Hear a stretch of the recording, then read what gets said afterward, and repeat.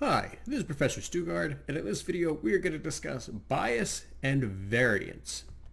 So our goals for this video, first of all, we want to just understand the different types of bias that exists, because it is a fairly broad term, and bias exists in many different aspects of doing social science and statistics and machine learning.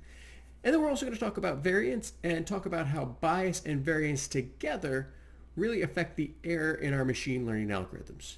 So when we talk about the error in our machine learning algorithms, it's actually a combination of both bias and variance. And so it's really a combination of how well the model works with the data we trained it with and how well it works with the data that we're going to be testing it with, or really any other data that it hasn't seen before.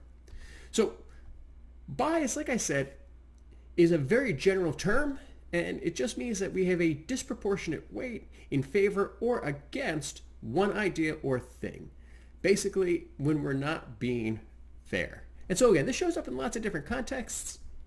First, we have the social sciences, where we talk about bias all the time in terms of prejudice. We also talk about it in statistics, where bias really means we have misrepresentative data, right? The data that doesn't really match what it should. And then we're going to talk about it also in terms of machine learning, where bias has to do with how well our algorithms actually predict what we are trying to find a pattern with. So we're going to focus mostly on the statistics first, and then move into the machine learning, because obviously statistics and machine learning are very, very much related to each other. And in statistics, we have to be careful about selection bias. And in general, selection bias is composed of when we have these experimental errors that result from a misrepresentation of our population in our research. So basically, again, to do research, we need to take just a sample. We're studying just a sample to hopefully glean some insight about a population. And the selection bias is what happens when the sample that we choose doesn't really accurately reflect the population as a whole. And again, usually this has to do with just not considering whether or not our sample is going to be good for the particular project we are looking at. And this is really, really important, because if you have bad data, you're going to get bad results, right? There's no way you can possibly get good results from bad data, unless you get like super duper lucky, but no, we're going to assume that that doesn't happen. We want good data to begin with. So we need to be very careful whenever we do a project that involves data, and make sure that our data is actually, representative, that it actually is going to help us draw good conclusions. Now, selection bias is usually where we run into problems with good data versus bad data, and it can come in a couple different forms. So first of all, just the sampling bias, where we just don't think of everything. We just fail to consider that there might be some characteristics of the sample that don't actually match the characteristics of the population it is that we wish to study. Then we also have other ones. So we have survivorship bias, and this is when the sample has actually been pre-screened by some variable. So the most obvious example is if you're trying to do a study on, let's say, the care that people receive after being diagnosed with a disease with high mortality. Well, you can only ask the people who survived, right? You can't possibly survey dead people about their experiences with this disease, right? And there's a lot of good examples of this. Your book talks about one about World War II and the planes that return, and you should absolutely read that and make sure you understand that the planes that return from battle are the only ones that survive. There's a lot of planes that did not return from battle. So the planes that return from battle, where are the bullet holes? And you actually need to think, you put the armor where the bullet holes aren't. Read it through the book. It's a pretty famous example, so you can also look it up online as well. But that's survivorship bias. Then we also have just volunteer or exclusion bias, where participants are going to self-select whether or not they take part in the sample. A big example of this is online polls. So for someone to take part in an online poll, they have to, A, see it, and B, feel strongly enough that they're going to take part in the poll, and so they self-select. And it's one of the reasons that online polls are typically not considered great data sources for doing true rigorous statistical analysis. Now, that's bias in statistics. We're going to talk about bias in terms of machine learning. And obviously there is, like I said, bias can mean a lot of different things. Bias in terms of machine learning, well, that's when our algorithm really isn't working the way we want it to. So let's take a look at an example. So let's say I have this given data set, and I visualize it in a scatter plot. So I have my x and my y axis, and I want to use regression to create a model of this data.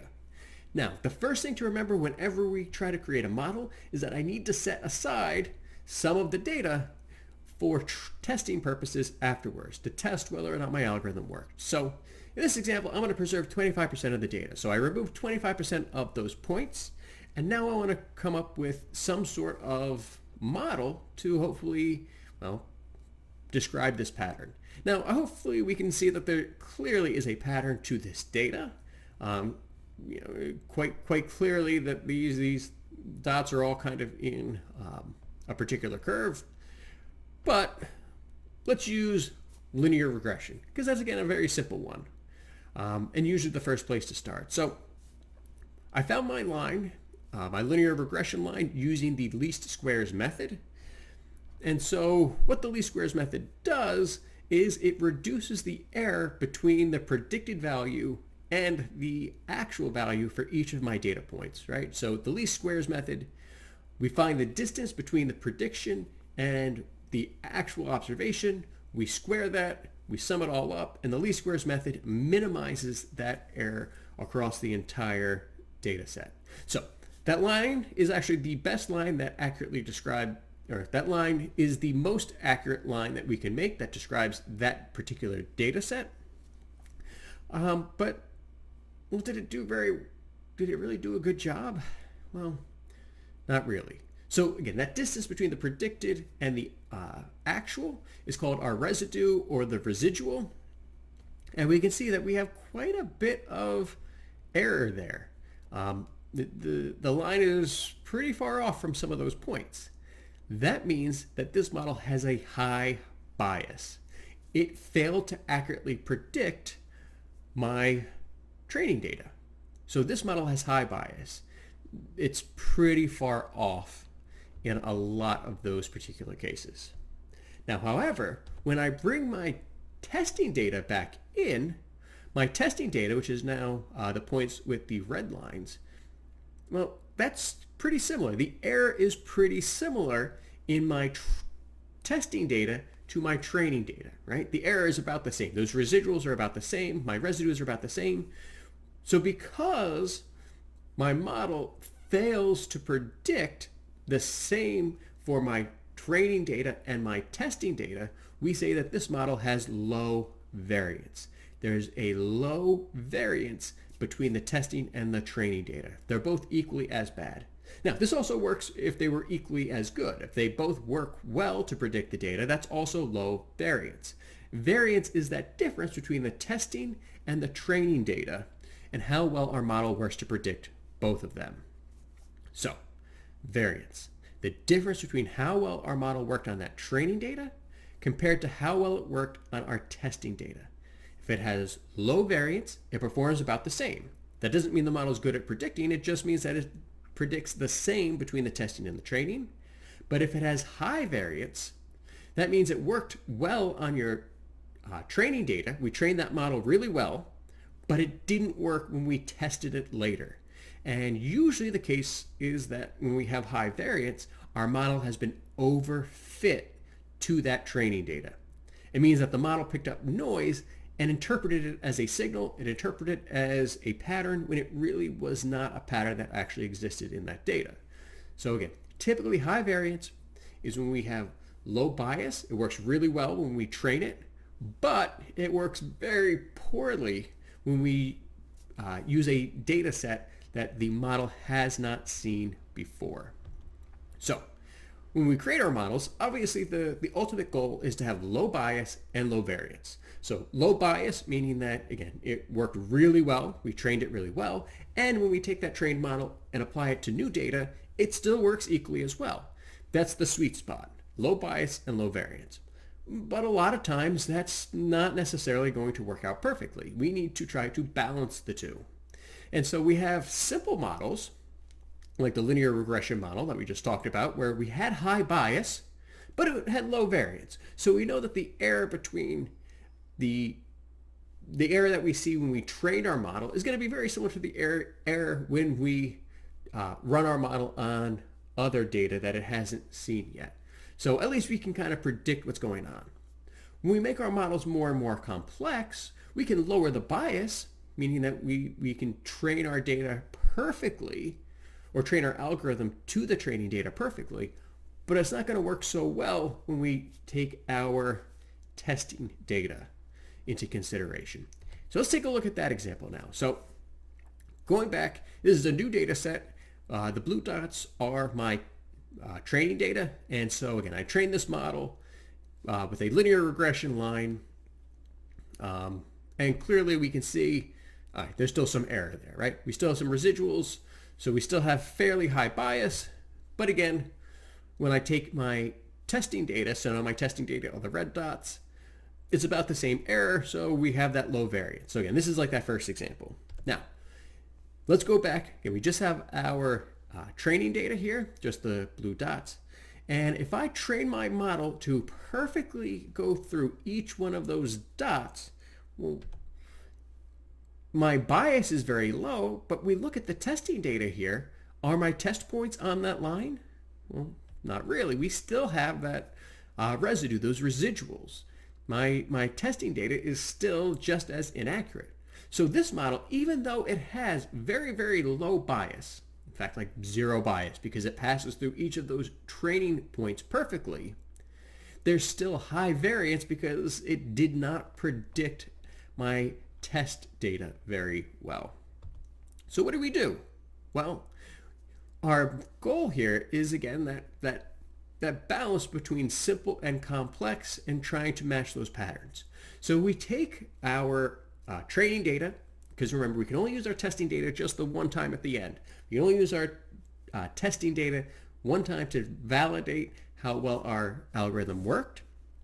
So we take just the training data, again, just the blue dots, and we run tons of different regressions for different degree polynomials, and compare the bias in each of those models. And again, a lot of it is trial and error. And we come up with a bunch of different models, and then we try to see, well, okay, which one of those models works the best, but is also the most simple for when we do our testing at the end.